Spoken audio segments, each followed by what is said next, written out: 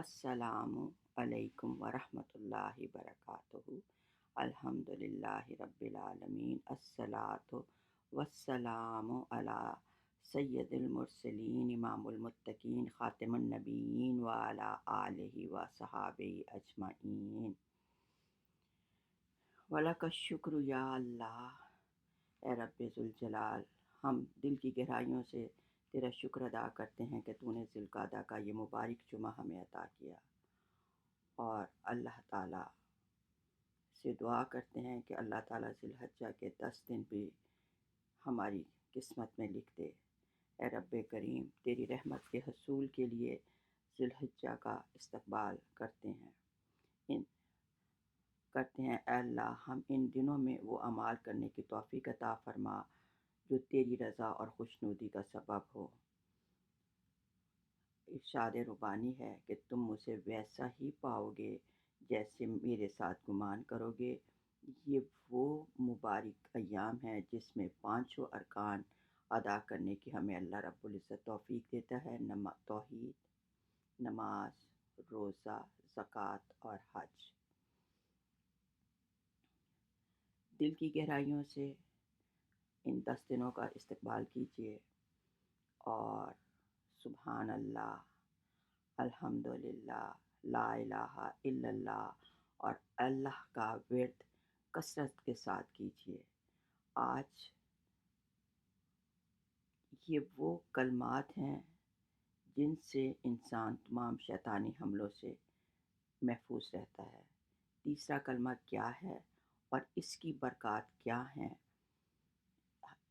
वो आज हम उस पर असार ख़याल करेंगे। हज़रत इब्न अब्बास रज़ी अल्लाह ताला अन्हु फरमाते हैं, जब अल्लाह ताला ने अर्श बनाया तो फरिश्तों को उसको उठाने का हुक्म दिया। सूरह अल-हाका की आयत है, वल मलकु अला अरजाइहा यहमिलु अर्श रब्बका फौकहुम सामानिया, कि 8 फरिश्तों को अल्लाह ताला ने आसमान उठाने का हुक्म दिया। फिर उनके लिए आसमान उठाना जो था वो मुश्किल था, तो अल्लाह ताला ने उन्हें सुभान अल्लाह पढ़ने को कहा। तो जैसे ही फरिश्तों ने सुभान अल्लाह का विर्द शुरू किया तो आसमान उठाना जो था, अर्श उठाना, उनके लिए आसान हो गया।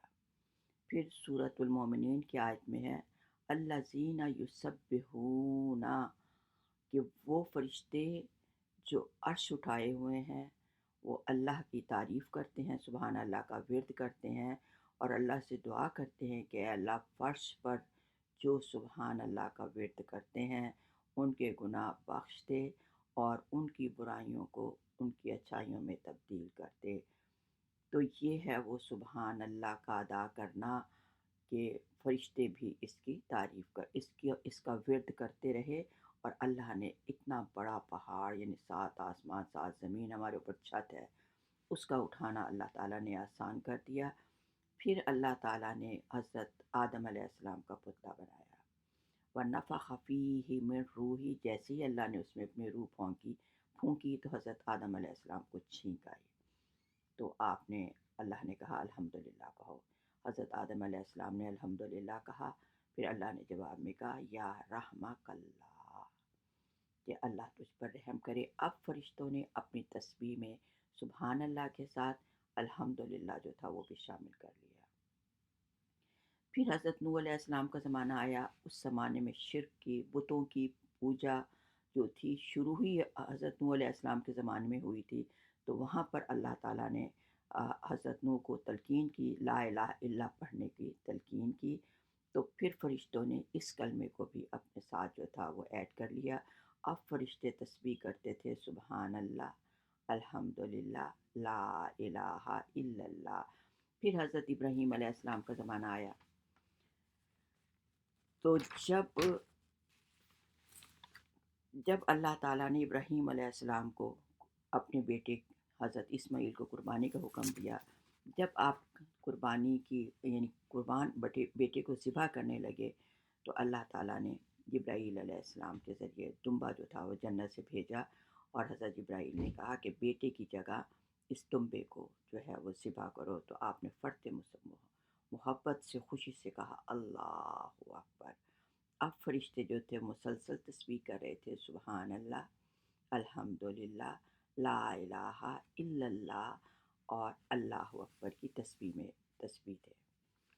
پھر جب حضرت محمد صلی اللہ علیہ وسلم کا زمانہ آیا تو جبرائیل علیہ السلام نے یہ واقعہ جو تھا وہ حضرت محمد صلی اللہ علیہ وسلم کو سنایا، تو آپ نے اظہار تعجب میں کہا ولا حول لا حول ولا قوت الا باللہ العلی العظیم۔ یوں اس طرح یہ کلمہ جو تھا مکمل ہو گیا، اور عرش کے فرشتے جو عرش کو اٹھائے ہوئے ہیں وہ اس کی مسلسل تسبیح کرتے ہیں، سبحان اللہ، الحمدللہ، الحمدللہ، لا الہ الا اللہ، اللہ اکبر، ولا حول ولا قوت الا باللہ العلی العظیم۔ سبحان اللہ، الحمدللہ، اللہ اکبر، یہ تینوں وہ کلمات ہیں جسے ہم فاطمی تسبیح بھی کہتے ہیں، جو نبی رحمت صلی اللہ علیہ وسلم نے اپنے جگر کے ٹکڑے حضرت فاطمہ علیہ السلام کو بھی اس کی پڑھنے کی تلقین کی، اور اس کے ساتھ یہ بھی فرمایا کہ اس کے بدلے میں اللہ تعالیٰ تمہیں 100 غلاموں کو آزاد کرنے کا ثواب عطا فرمائے گا۔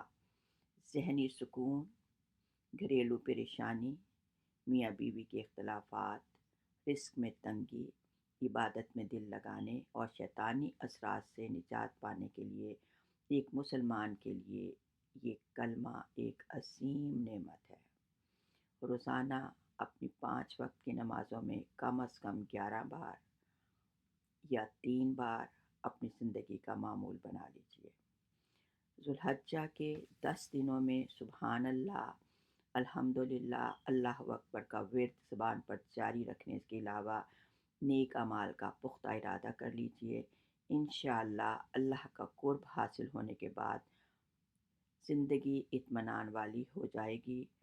روزانہ 3 پارے قرآن مجید کی تلاوت کیجیے اور روحانی سکون حاصل کیجیے۔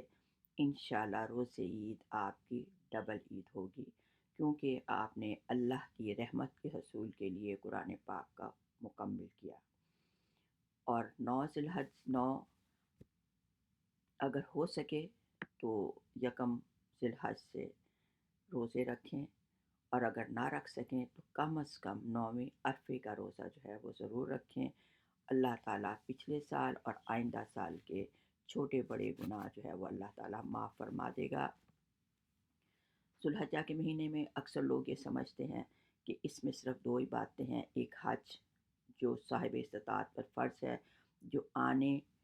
جو خانہ کعبہ تک آنے اور جانے کی استطاعت رکھتا ہے، دوسری قربانی ہر صاحب استطاعت پر فرض ہے، لیکن اس مہینے کے 10 دنوں کو فضائل جو ہیں وہ بہت کم لوگوں کو معلوم ہے، اور جن کو یہ فضائل معلوم بھی ہیں وہ بھی ان 10 دنوں میں عبادت کا اہتمام نہیں کرتے۔ ذوالحجہ میں رمضان جیسا ماحول نہیں بنتا، صاحب وسعت لوگ جانوروں کی خریداری میں مصروف ہو جاتے ہیں اور یہ 10 دن جو ہیں وہ اپنے ضائع کر دیتے ہیں، جبکہ رمضان کی آخری 10 راتیں اور ذوالحجہ کے پہلے 10 دن امت مسلمہ کے لیے اللہ کا بہت بڑا انعام ہے۔ اور اس کے علاوہ ایک اہم فریضہ جس سے یا تو لوگ واقف ہیں، اگر واقف نہیں ہو تو غفلت کی وجہ سے وہ تکبیر و تشریق کا پڑھنے کا اہتمام نہیں کرتے، تو ہر نماز کے بعد مرد پر واجب ہے 5 نماز کے بعد، اور عورتوں پر یہ خاص طور پر ایام تشریق کے بعد یعنی عید کے بعد 9 ذی الحجہ فجر کی نماز سے عصر کی نماز تک پڑھنا جو ہے وہ ضروری ہے۔ اللہ اکبر، اللہ اکبر، اللہ اکبر، لا الہ الا اللہ، واللہ اکبر، اللہ اکبر، وللہ الحمد۔ اور یہ بھی پڑھ سکتے ہیں اللہ اکبر کبیرہ والحمد للہ کثیرہ سبحان اللہ بکرۃ و اصیلا۔ اللہ تعالیٰ نے 9 ذی الحجہ کے 10 دن جو ہیں وہ اپنے ذائع کر دیتے ہیں، جبکہ رمضان کی آخری 10 راتیں اور ذوالحجہ کے پہلے 10 دن امت مسلمہ کے لیے اللہ کا بہت بڑا انعام ہے۔ اور اس کے علاوہ ایک اہم فریضہ جس سے یا تو لوگ واقف ہیں، اگر واقف نہیں ہو تو غفلت کی وجہ سے وہ تکبیر و تشریق کا پڑھنے کا اہتمام نہیں کرتے، تو ہر نماز کے بعد مرد پر واجب ہے 5 نماز کے بعد، اور عورتوں پر یہ خاص طور پر ایام تشریق کے بعد یعنی عید کے بعد 9 ذی الحجہ فجر کی نماز سے عصر کی نماز تک پڑھنا جو ہے وہ ضروری ہے۔ اللہ حج کے زمانے میں آپ حج پر تو نہیں جا سکتے، مگر گھر بیٹھے حج حج کیجیے گا۔ نبی کریم صلی اللہ علیہ وسلم نے خوشخبری دے دی کہ جو شخص فجر کی نماز کے بعد بیٹھا رہے، ذکر الہی کرتا رہے، اور میں تو کہتی ہوں فجر کی نماز کے بعد جو ہے سورۃ یاسین کو پڑھو، اور جو اپنے اذکار ہیں وہ کرنے کے بعد جب سورج نکل آئے تو 2 رکعت نماز نفل پڑھ لو، اس کا ثواب حج اور عمرے کے مطابق عمرے کے برابر ہے۔ اسی طرح والدین کو محبت کی نظر سے دیکھنا حج کے برابر ثواب کمانے کے برابر ہے۔ اور اس مہینے میں یعنی قربانی کیجیے، ہر صاحب استطاعت پر قربانی فرض ہے، اور قربانی کا بہترین جو ہے ثواب جو ہے وہ افضل ترین پہلے دن کا ہے۔ اور اللہ تعالی ہم سب کو، یہ وہ قربانی ہے کہ صحابہ نے پوچھا یا رسول اللہ اگر کوئی ہمارا رشتہ دار غریب ہے، کسی پہ قرض ہے، کسی کے بچے کی شادی ہے، تو ہم قربانی کے پیسے اس کو دے دیں؟ تو پیارے نبی نے کہا نہیں، اللہ کو اس دن یوم نحر خون بہا ہی پسند ہے، تو اللہ کی خوشنودی کے لیے قربانی کیجیے، لوگوں کے دکھاوے یا اپنے آپ کو یہ بتانے کے لیے کہ ہم نے اتنے جانور کیے، اتنے کیے، تو وہ ٹھیک نہیں ہے۔ اللہ کی قربانی کر کے اللہ کی خوشنودی حاصل کیجیے، اور اللہ تعالی ہم سب کو ان 10 دنوں میں وہ اعمال کرنے کی توفیق دے جو اللہ تعالیٰ کی رضا اور خوشنودی کا باعث ہوں۔ اے اللہ ہمیں اپنی رحمت خاص سے نواز دے، اپنے غضب سے محفوظ رکھ، اور ہم سب کو اپنے انعام یافتہ بندوں میں شمار کر لے۔ صدق اللہ العلی العظیم۔ سبحان ربک رب العزت عما یصفون، سلام علی المرسلین والحمد للہ رب العالمین۔